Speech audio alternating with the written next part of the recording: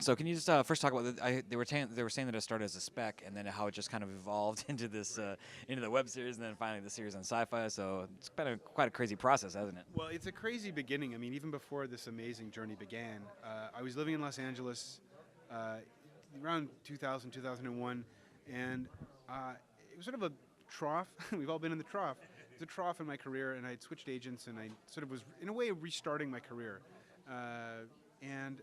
My agent, my new agent, said, "Can you write a spec script that's just a show you'd like to see?" And so I just sort of sat down as an out-of-work writer and wrote this story. Pretty much what you saw in the webisodes was what that spec was, and or at least the first four webisodes. And it was a story about a doctor who ran this gothic, medical clinic for creatures and abnormals and mutants, and she recruits a young protege who has a particular phobia for monsters because of his past, but he's a bright young man, and she brings him in, and the hijinks begin. And my goal was to really kind of find that hybrid between League of Extraordinary Gentlemen, X Files, and Buffy tone without getting sued. Uh, Actually, I did it thinking it's never going to be made, so I'll just do what I want, and then now look what happened. So.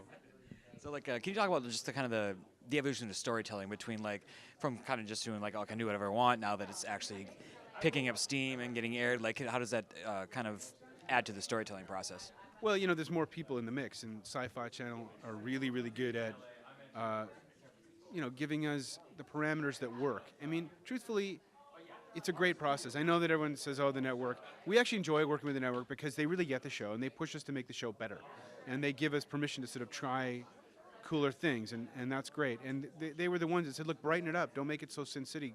And we went, "Oh man, but it's so cool to be black." And they went, "No, you know what? We should. The premise is strong enough to stand up under any kind of scrutiny."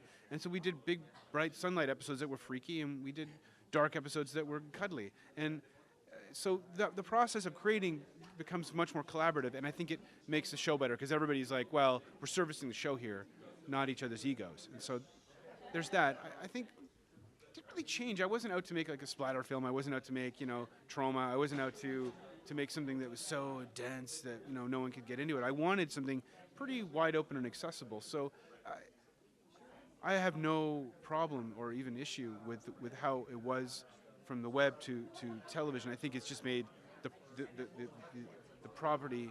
I think it's made the project better, having more people who are passionate, kind of get behind it.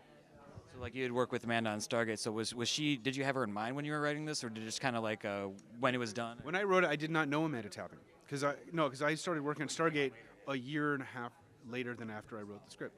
Um, so when so literally the other half of the story is, so I wrote this spec, everyone went weird, and then no one liked it, and so I put it in my hard drive and left it, and then started working on Stargate and worked there for 5 years. And at the end of that, said, "Look, well, the show's done, and season 10 it's over, and so what are we going to do?" And we had this idea of a web project, and Google had bought YouTube, and everyone was big on the web, and it was all woohoo.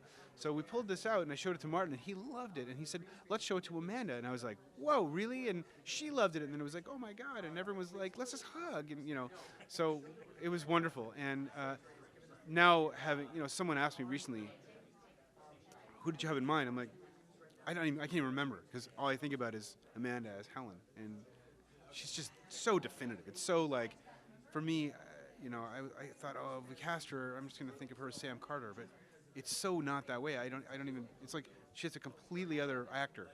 She just disappears and defines this role. It's amazing.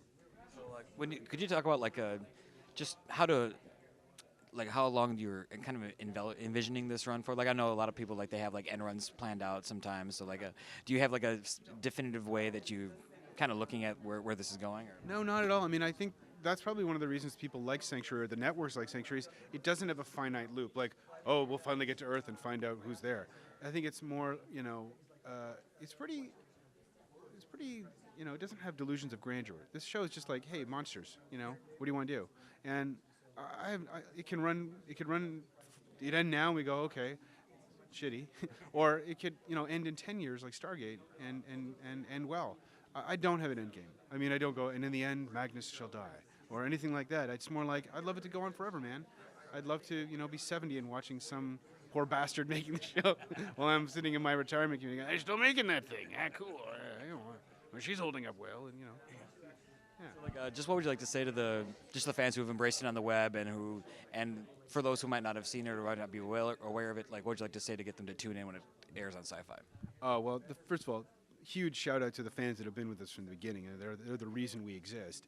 Second of all, I mean, what we do really is with the fans in mind. I know that sounds like platitudes, but it's not. We sort of think very much about what works with our core fan base because they're the ones who have the keenest sense of what works and what doesn't. And season 2, I think the show really hits its stride, not just visually, but in performance. And I think our stories are very strong. And I think people go, oh, I see the show now. I get it. Okay, now I can see it's doing 5, 6, 7 years. You can see where it wants to go. There's a confidence to the way we made the show this year. There's a confidence to the way it turned out.